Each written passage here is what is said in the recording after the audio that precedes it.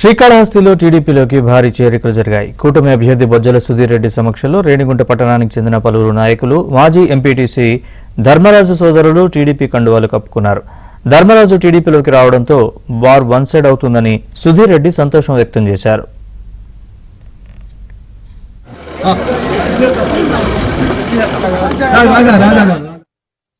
ఈరోజు తెలుగుదేశం పార్టీ ఉమ్మడి అభ్యర్థి మన అన్న సుధీర్ రెడ్డి గారి సమక్షంలో నేను తెలుగుదేశం పార్టీలో చేరడం ఎంతో సంతోషపడుతున్నాను.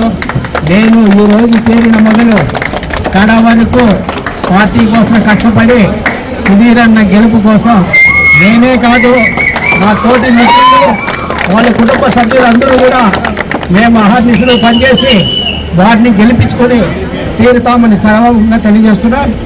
ఈ దీనికి నన్ను ప్రోత్సహించిన మన పులిగోరు మురళి కూడా నా కృతజ్ఞతలు తెలియజేస్తున్నాను.